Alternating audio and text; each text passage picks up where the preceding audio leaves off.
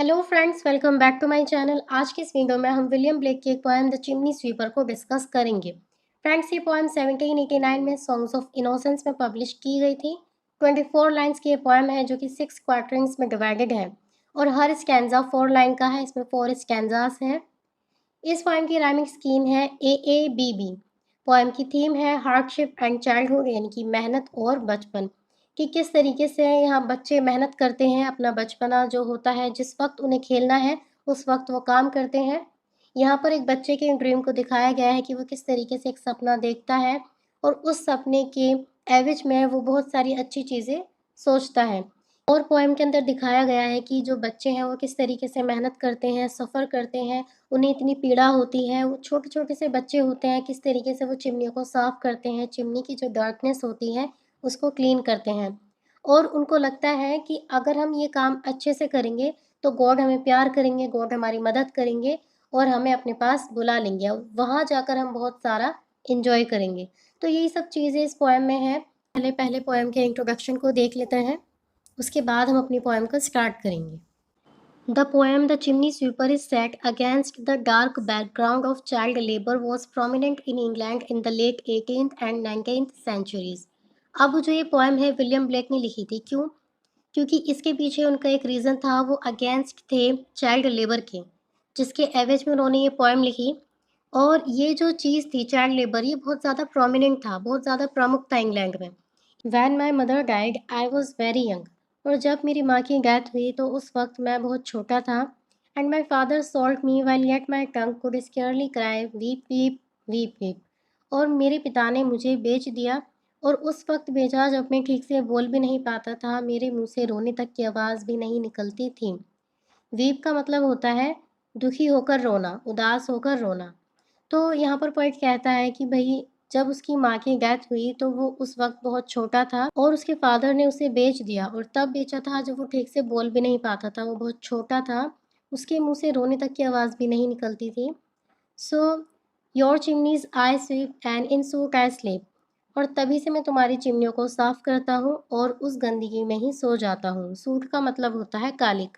जो चिमनी के अंदर ब्लैक कलर की गंदगी होती है उसको सूट कहते हैं। तो कितना आयरॉनिकल है यहाँ पर कि वो तो आपकी चिमनियों को क्लियर करता है, साफ़ कर देता है, बट वो खुद गंदगी में सोता है। There is little Tom Dacre who cried when his head that curled like a lamb's back was shaved. अब यहाँ पर एक और नया बच्चा है टॉम डैकरे, ये भी चिमनियों को साफ़ करता है।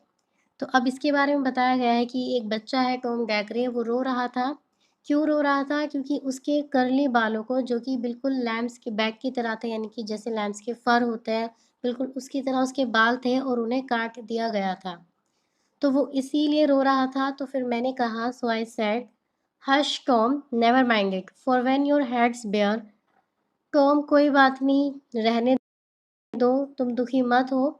For when your head's bare, जब तुम्हारे बाल सारे कट जाएंगे, जब तुम्हारा जो सिर है साफ हो जाएगा। You know that the suit can not spoil your white hair. और तुम जानते हो, तुम्हें पता है कि अब जो सूट है वो तुम्हारे बालों को गंदा नहीं करेगा, जो तुम्हारे प्यारे वाइट हेयर हैं उसको ख़राब नहीं करेगा। तो यहाँ पर जो वाइट हेयर है ये प्योरिटी को इंडिकेट करता है कि वो बच्चा कितना ज़्यादा प्योर है। तो बस पॉइंट यहाँ पर टॉम डैकरी को समझाते हैं कि तुम रो मत, इससे तुम्हारा फ़ायदा है, अब सूट तुम्हारे बालों को गंदा नहीं करेगा। And so he was quit and that very night. और इसीलिए अब वह चुप था। एंड दैट वेरी नाइट, उस रात को, as Tom was sleeping he had such a sight. और जब रात को टॉम सो रहा था तो उसने एक ड्रीम देखा। सोते हुए उसने एक विज़न देखा। और क्या देखा? दैट थाउजेंड्स ऑफ स्वीपर्स डिग, जो, नेड एंड जैक, कि हज़ारों स्वीपर्स, हज़ारों बच्चे जो चिमनियों को साफ़ करते हैं, जैसे Dick, Joe, Ned and Jack, were all of them locked up in coffins of black. और उन सभी बच्चों को लॉक कर दिया गया था, उनको बंद कर दिया गया था। किस में? काले कलर के कॉफिन्स में। यानी कि उनको बंद कर दिया गया था ये समझकर कि वो बच्चे मर चुके हैं। And by came an angel who had a bright key. और तभी एक एंजल आते हैं जिसके पास एक चमकती हुई चाबी थी। And he opened the coffins and set them all free. और उन्होंने उन कॉफिन्स को उस चाबी की हेल्प से खोल दिए और जितनी भी चिमनी स्वीपर्स थे, जितने भी बच्चों को उनमें बंद किया गया था, उन सबको आज़ाद कर दिया। उन सबको फ्री कर दिया। Then down a green plain leaping laughing they run, और उनको एक हरे भरे मैदान में छोड़ दिया जहाँ पर वो हंस रहे थे, एंजॉय कर रहे थे, भाग रहे थे। And wash in a river and shine in the sun, और वो सभी बच्चे नदी में नहा रहे थे। And shine in the sun, और सूरज की रोशनी में चमक रहे थे। वैसे तो वो इतने गंदे रहते थे, चिमनी को साफ करते थे तो उनके कपड़ों पर, उनके बालों पर, उनके फेस पर, हर जगह जो सूख है वो चिपक जाती थी, डर्कनेस उनके कपड़ों पर आ जाती थी।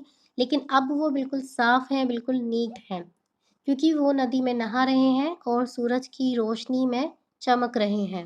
Then naked and white all their bags left behind, और अब वो बिना कपड़ों के थे, वो बिल्कुल वाइट, प्योर एंड क्लीन थे। All their bags left behind, और उन्होंने अपने बैग्स को पीछे छोड़ दिया था, वो बैग्स जो वो काम पर ले जाया करते थे, जिन बैग्स में वो अपना चिमनी को साफ करने वाला सामान रखते थे। तो अब उन्होंने वो बैग्स पीछे छोड़ दिए हैं।